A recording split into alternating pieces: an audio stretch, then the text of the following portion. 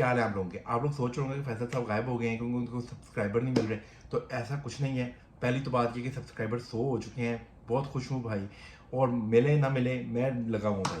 अच्छा, दूसरी बात ये है कि आजकल तबूक आया हूँ, तबूक आया हो तो फिर काम काम और काम, बस जब काम से थक जाएं तो हम खूब करें अय्याशी, मतलब खाए पिए। ठीक है, इन सारे कामों से भी थके हैं तो पाकिस्तान में बिजली चली जाती है। बिजली चली जाए तो इतना बड़ा वाक़या, तो इसके ऊपर कुछ तो ना कुछ तो भाषण देना बनता था। तो मैंने कहा कि थोड़ा सा आप लोगों से जल्दी से जो है ना बात कर ली जाए इसके ऊपर। तो पाकिस्तान में बिजली चली गई। अब बिजली जो है पाकिस्तान में जाए तो पाकिस्तान के तो आपको पता है हालात जब से पैदा हुआ नाजुक सूरत हाल चल रही है। तो इस वक्त भी नाजुक सूरत हाल थी। तो मैंने पहले सबसे पहला मुझे ख्याल आया कि मैंने कहा यार पता करो नाजुक सूरत हाल, मतलब सियासी तौर पे भी नाजुक सूरत हाल चल रही है ना। खान साहब भी हैं, शहबाज शरीफ भी हैं, उधर जमात इस्लामी भी आ गई अब तो कराची के अंदर। तो ये सारी सूरत हाल के अंदर मैंने कहा यार चेक चेक करो ट्रिपल वन ब्रिगेड किधर खड़ी है।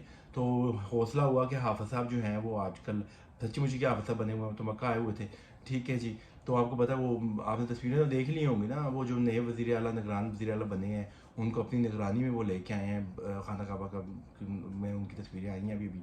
तो उनको देख के हौसला हुआ कि यार ये वाली जो बिजली बंद हुई है इसका में सियासी कोई रंगबाजियाँ शामिल नहीं है इसमें।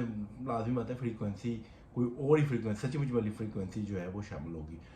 अगर आप देखें तो पाकिस्तान के अंदर जो है काफ़ी अरसे तक जो 90s तक जो तकरीबन हमारे पास जो इलेक्ट्रिसिटी वो सिर्फ एक ही सोर्स से प्रोड्यूस हो रही थी। बेसिकली हम लोग जो है हाइड्रो से इलेक्ट्रिसिटी प्रोड्यूस कर रहे थे। लेकिन 90s में बीबी आ गई। बीबी का आपको पता है उन्होंने कहा कि घर घर बिजली जाएगी, घर घर बिजली जाने की तो पहुंच गई। लेकिन उसके चक्कर में हमें पेट्रोल से बिजली पैदा करनी पड़ गई या फ्यूल से बिजली पैदा करनी पड़ गई। फिर उसके बाद हम लोगों ने चाइना से भी बिजली पैदा करने के लिए न्यूक्लियर श्यूक्लियर भी लगा लिए। और फिर करते करते कुछ थोड़ा बहुत सोलर का भी हमने तमाशा लगाने की कोशिश की, फिर उसके बाद विंड का भी तमाशा लगा लिया। अब देखें कि जब आपके सोर्स ऑफ इलेक्ट्रिसिटी जो प्रोडक्शन है वो बड़े डिफरेंट हो गए, तो वो जब जितने डिफरेंट होते जाएंगे उनके लिए आपको ग्रिड को उतना ही डाइवर्सिफाई करना पड़ेगा।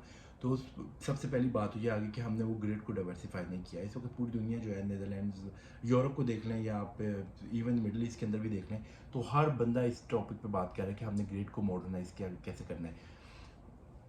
आपको मैं इंडिया के अक्सर एग्जांपल देता हूँ एनर्जी को लेकर, क्योंकि मैं बड़ा फ़ैन हूँ कि इंडिया ने जो कुछ किया एनर्जी के लिए वो रोल मॉडल है हमारे लिए। हम लोगों को शायद उसी को फॉलो कर लेना तो बहुत बड़ी बात है।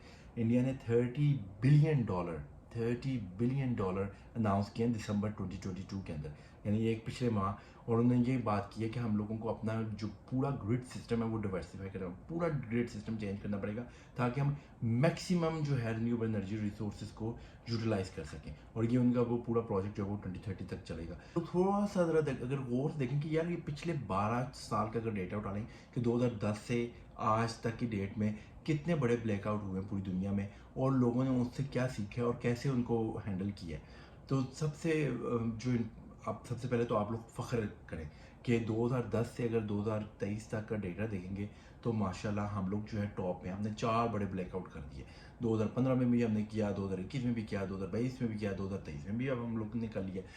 उसके बाद साउथ एशिया जिंदाबाद, मतलब बांग्लादेश भी हमारे साथ ही खड़ा है, वो भी 2 दफ़ा कर चुका है। इसके अलावा इंडिया भी था, इंडिया ने भी 2012 में किया। लेकिन इंडिया का जो ब्लैकआउट है इंडिया के बाद ही जाते हैं तो उसका बहुत बड़ा इम्पैक्ट आया। ठीक है, 400 मिलियन पीपल जो है वो अफेक्ट हो गए, या इससे भी शायद ज़्यादा हो। तो खैर पॉइंट में ये कहना चाहता हूँ कि उसके बाद इंडिया ने क्या किया। इंडिया ने ये किया कि उससे सीखने की कोशिश की। उन्होंने एक उसके ऊपर कमेटी बिठाई। उन्होंने 1 साल बाद बड़ी जामे रिपोर्ट तश्कील दी कि क्या वजह थी कि जिसकी वजह से ये ब्लैकआउट हुआ, और इस ब्लैकआउट होने के बाद अब क्या रिकमेंडेशन है, आगे हम कैसे चल सकते हैं कि हम लोग इसी ग्रेड पे काम करें लेकिन दोबारा ब्लैकआउट ना हो। तो 2012 से लेकर 2023 तक यानी 11 साल तक उन्होंने दोबारा ये वाला चैलेंजेस नहीं आया इंडिया के अंदर।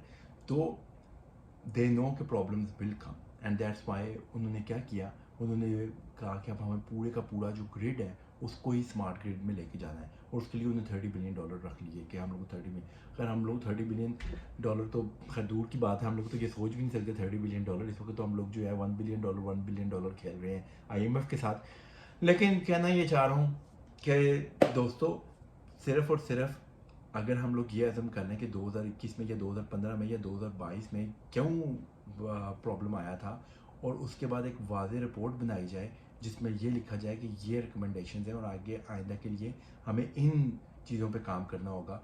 अगर आप खुद नहीं करते तो कंसल्टेंट बुला करवा लें ये काम, लेकिन करवाएं ज़रूर, ताकि ये ना हो कि हम दोबारा जो है इस तरह के ब्लैकआउट आते रहें करते। वैसे हम एक तारीखी का सफ़र करने की तरफ चल रहे हैं, तो उसमें जब इस तरह की तारीखी आती है तो फिर काम ज़रा से ज़्यादा ख़राब हो जाता है। खुश रहें, अपना ख्याल रखें, और ये जो सब्सक्राइब वाला बटन है ना, इसको दबाते रहा करें और दोस्तों को भी कहते रहा करें। Bye bye.